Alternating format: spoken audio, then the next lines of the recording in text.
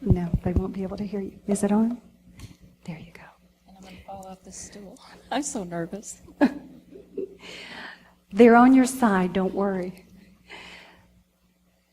In the privilege of meeting with Kim, we, of course, tried to review some of the things that we thought would be important to ask. So let me start out by asking the very basic question that began our conversation together. Tell us a little bit about your faith journey and when it was that you became a Christian. Well, I was born in 1966. No, I'm not going to go back that far. But I was raised in a Methodist church, and then when my parents divorced when I was 9 years old, we kind of fell out of the church. What was the question again? I'm so nervous. When did tell us a little bit about your faith journey. Okay, she wrote down notes for me. So, I can talk in front of 1,000 people about organ donation. That's my job. But talking in front of people I know just terrifies me terribly. So I'm sorry. But when I was a teenager, I started going to my friends' churches. And I hope that you teens that are out there invite your friends to church, because you are making a huge difference in them, and I can attest to that. But I went to many, many different religions, and one of those was, I think it was Pentecostal. My mom kind of derogatorily called it a holy roller church, but I had a great time there. I've really, really enjoyed myself.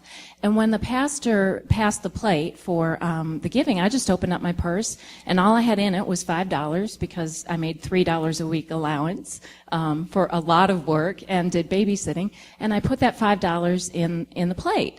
And my mom was just absolutely shocked that I did that, and she's saying, "Kim, that's too much. You don't need to do that."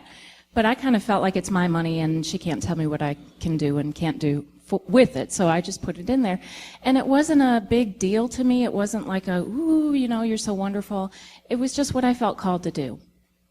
When did you actually become a Christian, and can you tell us a little bit about that experience of when you came to know Christ? In that, I told you about teens taking me to their churches. One of the things that I did was I went on a youth retreat, which was not at all like Resurrection. It was much smaller, much more intimate, I guess. And it was actually at a monastery up in Michigan. It was absolutely beautiful. And I really learned a lot about the Catholic faith at that time, which I had been going to a Catholic church too. And went to some other churches, and just one day I'm sitting in my living room, and I remember we had this horribly ugly green sofa. It was so ugly. And I'm sitting there by myself, and I just asked Jesus into my heart. There was no there was no concert or altar call or big extravagant thing. It was just me by myself in my living room. And I remembered right at that moment, the sun shone through the draperies, and just the whole room was aglow and light, and that was just such a blessing for me. What were significant markers that you would say in your life, things that became transformative events for you as you look back through your life? You named a couple of them when we were visiting. I think one of the first ones was my parents' divorce. I was very, very young. And at that time, where I grew up, divorce was very uncommon. I didn't know anybody who was divorced. Now most of the people I know have been divorced. But at that time, it was really difficult, because all the other kids have both their parents home. And this sounds stupid, but, when you're in third grade and you make those Christmas ornaments and stuff for your parents, and I still get choked up about this, I was worried about which parent to give the ornament to, So if you're working with kids, that's off topic, I'm sorry. I also joined the Navy when I was 18 years old, because I grew up in a small town. So I wanted to get out of town, and I did that by joining the Navy.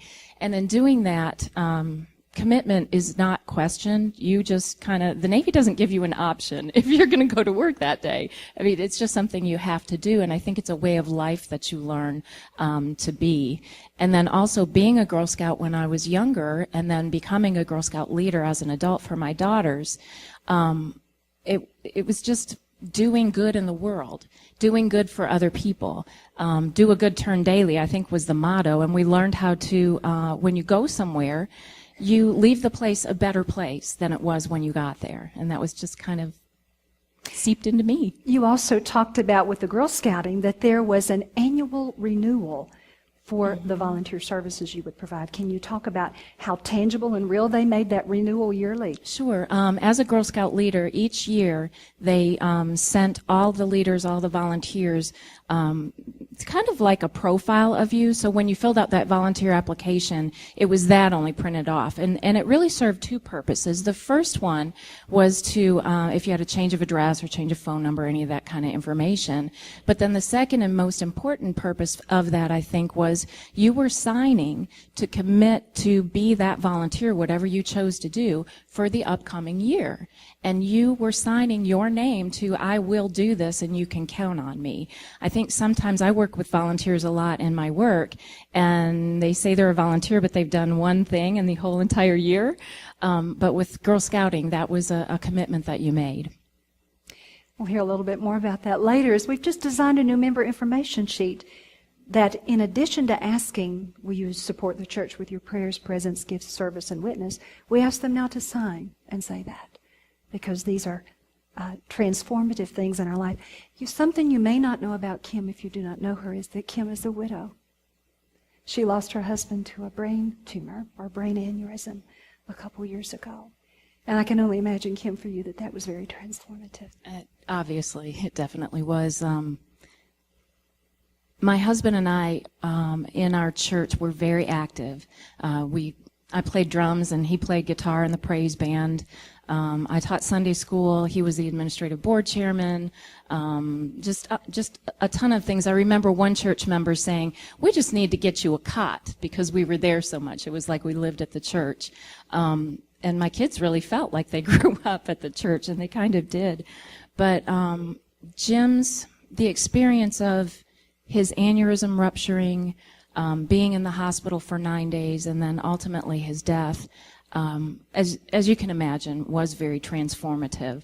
And I'm still learning now, 6 years later, what it means to be Kim without Jim, because it was always Kim and Jim, Kim and Jim, Kim and Jim. So, a part of me is missing and always will be. But one of the blessings that happened through that was me tangibly feeling the presence of God.